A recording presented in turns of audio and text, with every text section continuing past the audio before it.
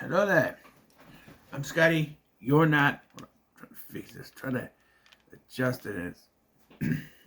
Welcome back to Sequel-A-Thon 3. And we are talking about The Hangover, Part 3.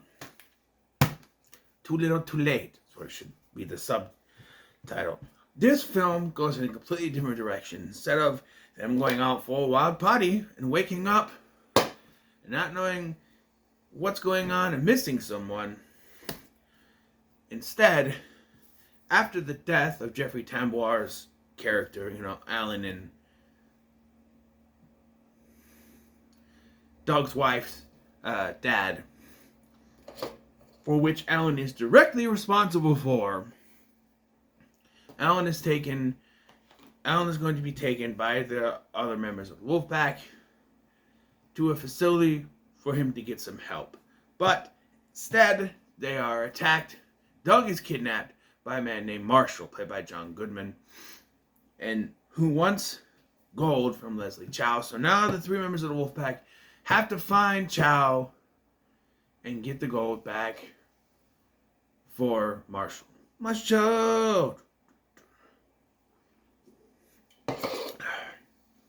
Fuck Alan. Okay? I hate Alan. Okay? He has gone from lovable douchebag to complete total asshole. He is directly responsible for the death of his father, and I'm sorry.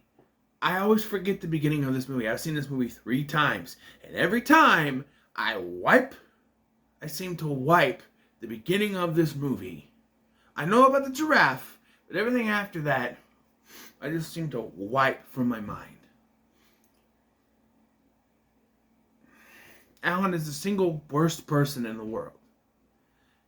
And the thing is, they try to give him redemption by the end of this film, but it doesn't work because he never admits his wrongdoings. He admits that he needs to change, but he never admits to causing his father's death, which he should have. Maybe a couple more passes in the writing of that, they seem to kind of come to a circle with his character in the first film, and then they sort of erased everything for the second film for all the characters, and now, the only character that hasn't changed is Alan. He kills a fucking giraffe while driving down the freeway. He has a low pass and it gets decapitated. This causes Jeffrey Tambor's character to go off and yell at him, and but he's done. I'm cutting you off. Alan ignores him. He yells at him, causes him to have a heart attack, and dies while he's sitting there listening to Billy Joel, My Life. Well, he dies. And then, at his fucking funeral, Alan blatantly lies to all the people and says his dad's final words were, "Never change, Alan." And he said, "I won't." And it just... all the comedy they try to do with Alan here is not funny because he's responsible for this. So they're doing jokes like he's digging his own father's grave and shit, and it's not funny. This man caused another man to die. I know it's a movie, but come on. And then they try to give Alan this redemption arc where, towards the end, he realizes that he needs to change, so he dumps Leslie, and then he goes after Melissa McCarthy's character, and they end up getting married, and he leaves the Wolfpack, and he's changed. That doesn't change the fact that he is responsible for the death of his own father, and they never had him admit it. They never had him break down. They never had him come full circle with that. They never had him realize it. Maybe he didn't realize it.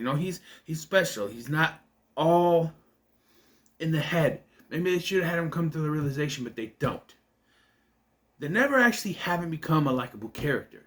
They try to make him go on this path, but it never comes full circle because they never have him. If they had him admit to that and finally come full circle and realize that, or come to the realization, or, admit to this, it would have worked, but it doesn't.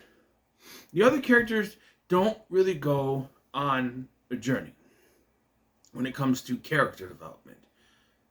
Stu and Phil are there to keep this going. They're there to be their characters. There's no character development with them, because really all their character development, all of Stu's character development is done. He's married to Lauren. He's there. This is all about Alan, basically, right? The first two were basically Stu's films, even though they should have went in a different direction. That one, I don't know. And Chow is more present in this. And I love Ken Jeong, but I feel like, and I keep doing this with my hands, I don't know. And I feel like he goes too much. I feel like Zach Galifianakis is becoming too Will Ferrell for me to handle. Like there's a part where he starts crying, and he just keeps going on with this crying Will he's doing. I had to mute the TV because it went on forever. Then you have Chow being Chow, and he is essentially the main protagonist, although you can argue Marshall is sort of a protagonist as well. And that does bring it full circle. But like I said, maybe this should have been the second film. You know, they do try to, explain everything and add Bangkok in it. Because at the beginning of this, at the end of the last one, Leslie gets arrested. Chow gets arrested. And so here he escapes from Bangkok. And he goes after, he's going after gold, whatever. And so so Marshall wants them to get Chow and get the other half of the gold. Now, once again, I feel like there are scenes in this that are only in this to move the plot forward. There's a point where Chow tells them, hey, we have to go to this house. It's my old house. We have to go there, and my money's in the wall. Nobody knows it's there, and we have to get it because it's my old house. Fuck whoever lives there. Now we have to go get it. So they do this. They break in the house. Chow betrays them, of course, and then they get arrested. They're then taken back to that house by the cops because it's revealed that it's Marshall's house. It was never Leslie's house, never Chow's house, and he now has the other half of the gold because he blew all the other gold in Bangkok. So that whole plot point of them getting the gold and bringing it to him and out the window, and then they bring Chow to him, and Marshall shoots the trunk, and you thinking, good, Chow's gone, plot point over. Except if you're watching the movie, you notice that Alan looked back at the trunk again. So you know that Alan did something. I think it's one of those lemons where the thing folds down. So Alan did that and let Chow out, and he kills Marshall and the other guy. You have Mike Epps' Black Dog. I only do it like that because that's what they call him. Other dog, whatever. He's in the credits as Black Dog, I think. But he's killed. And Marshall does say, if you don't bring me Chow, I killed Doug. And he killed that dog. And I do like his line. He's like, please hurry. I'm killing Dougs today. I do like that. And I think John Goodman is great as a villain. I think he works. And they do connect everything back to the first film and in with the second film. Even though you didn't really need to, it does feel kind of forced. Like, after what happened in Vegas, they couldn't find Chow. He's gone. And then all of a sudden he gets nipped in Bangkok. So they connect that thread and everything. Phil's wife gets some lines in the film. Not very many. Lauren gets a few lines. I don't think Tracy says much. She says a few lines. I don't know, they're all at the beginning, and they never go to that rehab thing, because they leave, they end up having to go back to Vegas, big fucking shock, and they end up leaving Alan there with,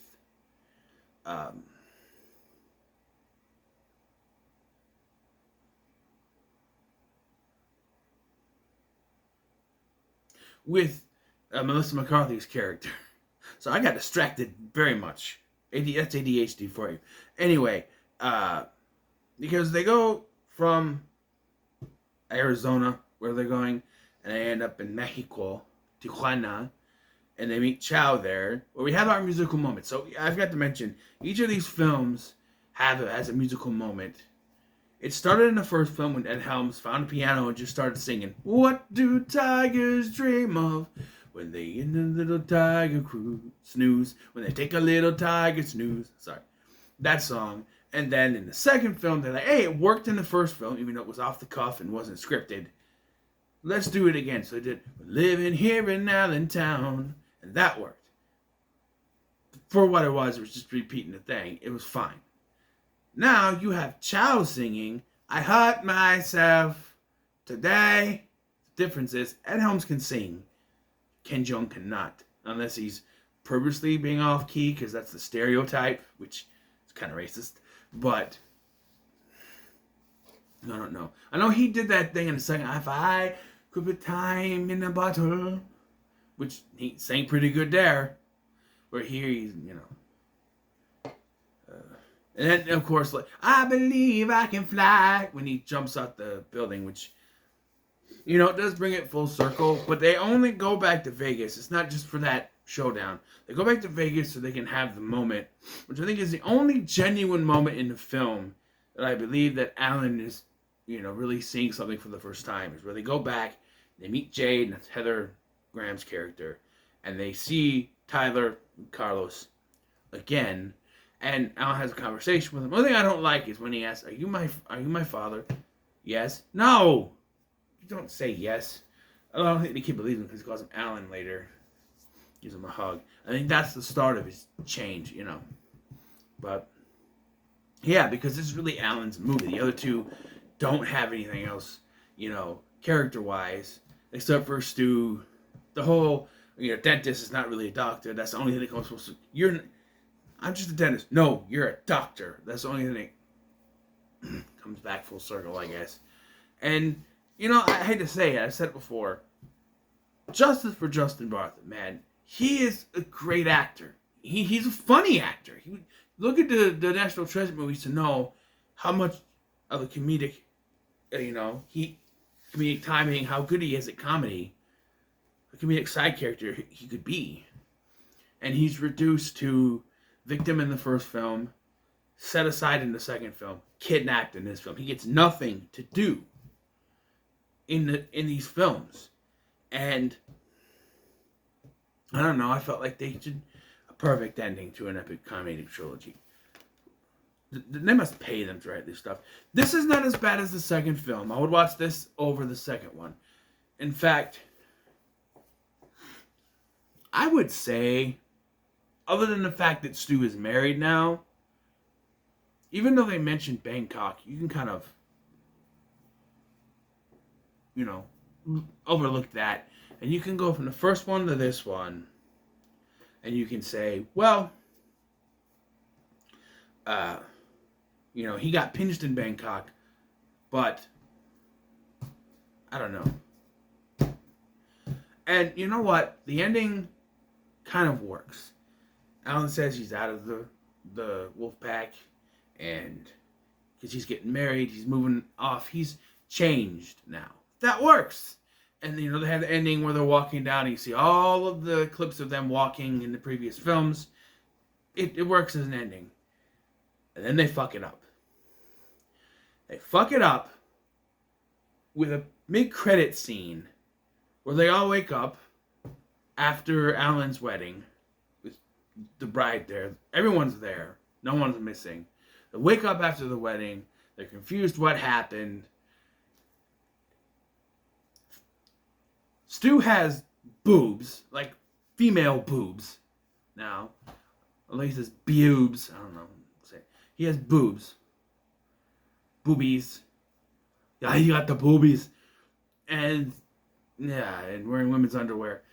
I do wonder how he was able to see he had women's underwear while looking down and not seeing the female boobs.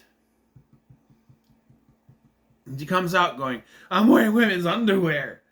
He just accepted that they're weird. I'm wearing women's underwear. They're like, Stu, don't look down. I'm like, wait, he would have had to have looked down to see the women's underwear. And now he looks down, seemingly for the first time, to see he has female boobs. Right? I gotta say female because, I have boobs. I have man boobies, okay? But, Anyway, one more. Anyway, so for him to have to, I don't know why I'm focusing on this, but I just have to look, in order to see he has women's underwear, he has to look down, which means you would have seen them. So I don't know. It doesn't make any sense to me. And then they realize, oh, the cake was from Leslie, and he's there, and we get to see his dick again. Thank you for that. You know, but and that's how it ends. And it's like, wait, I understand that it was Leslie, whatever. The cake was from Leslie. Why would you eat it? Alan supposedly changed his ways. He would not just see, oh, it's a cake from Leslie, they should eat it, and not tell anyone it was from Leslie, not do anything about it, just eat the cake. If he's changed, he would see this from Leslie, be like, no, we can't eat this, no. Even if people start eating it before, and that's another thing, how many people eat the cake? Did everybody else pass out? Everybody at the wedding pass out? That's what I want to know. Oh, and I remember the first time I said they don't really explain the chicken. They could have. Sort of.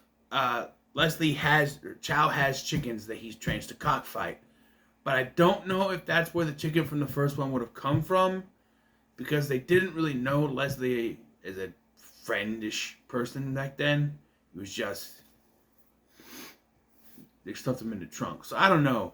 Maybe that was supposed to try to tie that up, but it doesn't really make much sense. I was kind of scratching my head on that to begin with. But anyway, this is another middle of the road. It has to be. I can't think of anything better for this than to say it's in the middle of the road. So, yeah. But, the first one is the best, of course, because it's only 3 films, so I'm just going to rank it. First one goes to the top, and you got the third one, the second one's at the bottom. The second one's just a rehash of everything. At least they tried something different from this. It wasn't good, per se, but it was better than the second film, I can say that. And, yeah. So, what are your thoughts on Hangover Part 3? Let me know in the comments below. Make sure to like, share, and subscribe. Thanks for watching. I've been Scotty, and I'll see you in the next one.